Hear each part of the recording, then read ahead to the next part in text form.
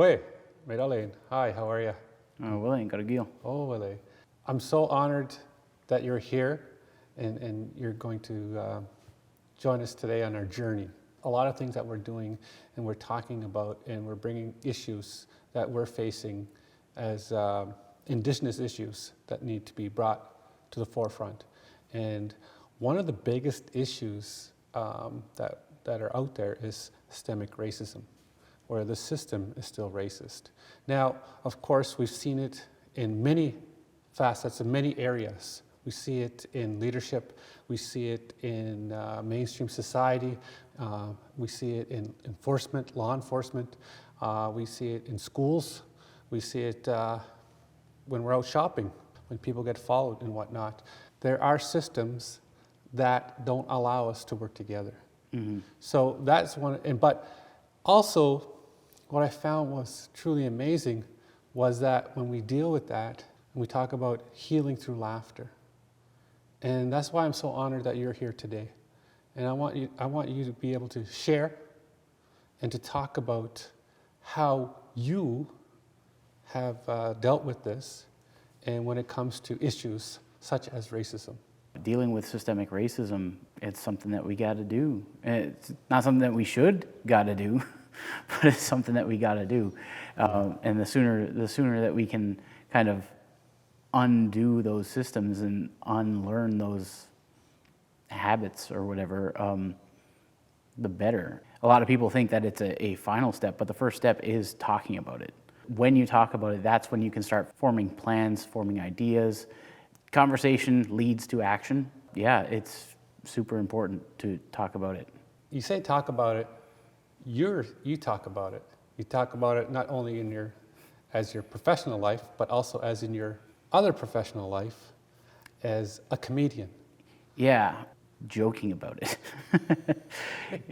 When I look at stand-up comedy, it's pretty much a conversation. It's very one-sided. You're talking kind of at a group of people, but the audience does engage you. They applaud, they laugh, they give you feedback in that conversation. That's how you can gauge how the conversation is going.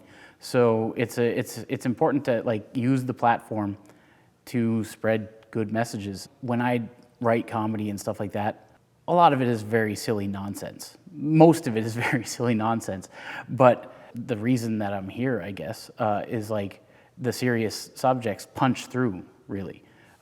People remember that. People don't remember me joking about my belly. People don't care about that.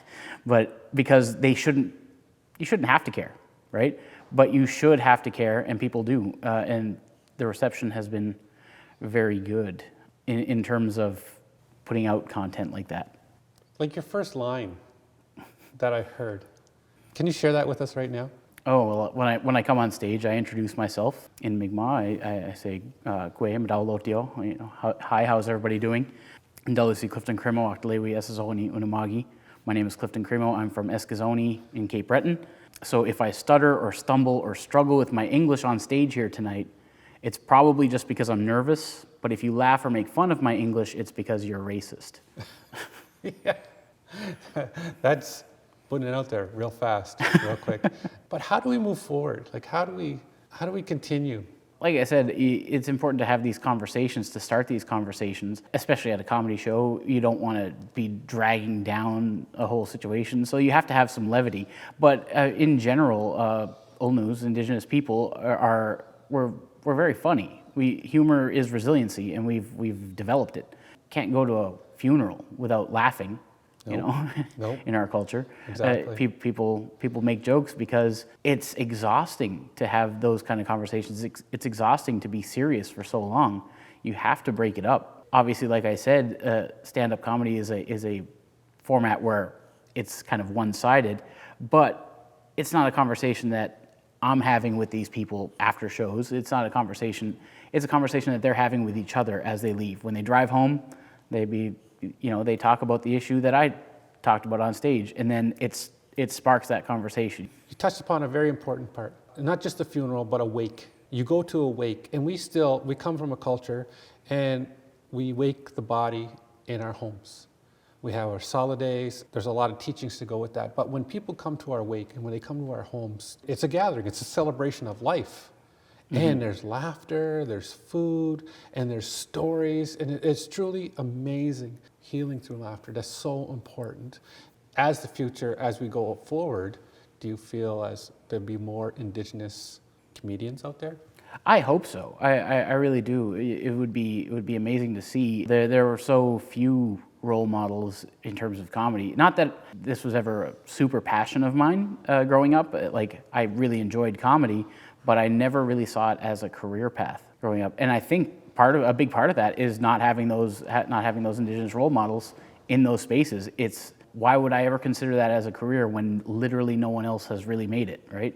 Hopefully I can get bigger and be that role model for somebody, but I would like to see a lot more Indigenous people in the space of comedy.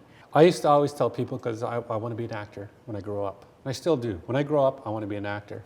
And I used to say my favorite Indigenous actor is Burt Reynolds. You know? And then I learned later on, like Iron Eyes Cody, he wasn't Indigenous either. He was Sicilian. So all these Italian actors got to be Indigenous. And we see that in Hollywood. We see that in the cowboys and Indian movies, that even our own people didn't play it. And unfortunately, it still happens today. Like, this still happens today. Yeah. And like a big part of that people don't usually address when they talk about it is that the film industry is really, it's dominated by white men at the top, right? So it's kind of like this whole idea of, let's say I applied for a part or you applied for a part, someone might tell us that we don't look Indigenous enough, despite being fully Indigenous. Yes. So yeah, but this white guy looks way more Indigenous than you do. How? Yeah, That doesn't make sense. and that's part of why we're here today, what we deal with systemic racism. Do you remember the first time you seen an Indigenous comedian, and how did it feel when you saw that? The first Indigenous comedian that I ever saw was Don Burnstick, and this would have been, years and years ago. I would have been maybe 10 years old, if that. I was in like the Peer Helpers program, and he did like a speech, and that's kind of a big part of what he does. He goes he basically does reserve tours, right? And he works a lot with the youth, and he does comedy shows for youth and all that stuff. It was funny. It was very funny. I didn't really view, as a young person, I didn't view Don Burnstick as very successful because he was only doing the reserve. Why don't I see this guy on TV? Why don't I, he can't be that good. Yeah. But looking back, he's very funny. He's really carved out his audience. He knows what he's doing, and he's doing really well at it. How have you experienced racism, either in your own life, maybe in your own shows? That's a big question. I think we all experience racism from a young age, whether or not we realize it. And then it's only when you get older, when you get wiser, that you look back and you realize, wow, that was a messed up situation to be in. And now the world is getting a bit more woke, if you will. So people are even more willing to support your story. That's the biggest thing about systemic racism for me, is almost the gaslighting aspect of it, where you have to really think, was what I experienced actually racism, or am I just blowing this out of proportion? Because it's systemic, it's not outward. If someone calls you some kind of slur, that's outwardly racist, but people don't typically do that. You don't see that very, very often. You do see it, just not as often as you see other things. Yeah. So I've definitely experienced it, as I'm sure you have, as I'm sure, most Indigenous people, most Black people, most people of color have. In terms of comedy, the response has generally been very positive when I touch on Indigenous issues. It's like kind of a double-edged sword, I've gotten a lot of opportunities because people appreciate what I'm speaking about because of who I am. But I've also, lost some opportunities because of what I'm talking about. I can relate when it comes to blatant racist questions and not knowing it. One time I was at a powwow and I came back to my office in my full regalia. I had a colleague come to me and said, "Oh, that's beautiful." I said, "Thank you. I was so proud of it." I told him a story about the grass dance. He said, "Oh," and he said, "Can I borrow your outfit for Halloween?" And I was shocked. And I was like, First of all, it's not an outfit, it's a regalia. And I taught him the regalia part and once again told him the whole story.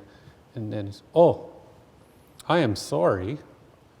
Can I borrow your regalia for Halloween?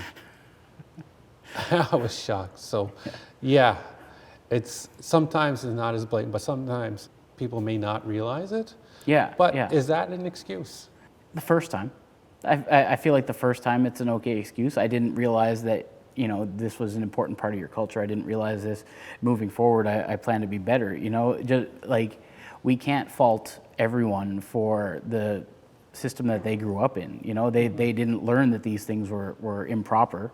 So once you teach them, after that you can fault them for sure. Yeah. But I'm going to honor you with a song. Ooh. Yeah. Honor me with this song. Yeah. Very, yeah. Almost sounds romantic. Yeah. Well, actually, you actually are on one of my favorite humans lists. Ooh. Yes, you are, and the work that you've done, and the work that you're going to continue to do, and I think that's so important, and I'm honored that you're here, and I see great things, amazing things happening. So I want to share a song with you. It goes like this, and it's like a trick song, and it's a song goes like this.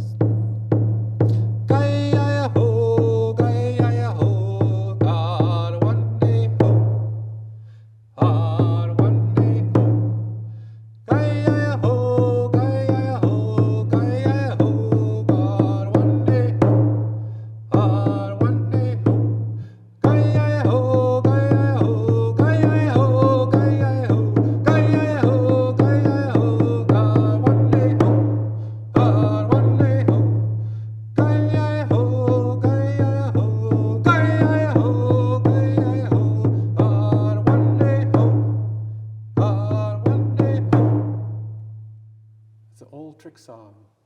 Tahoe. Oh.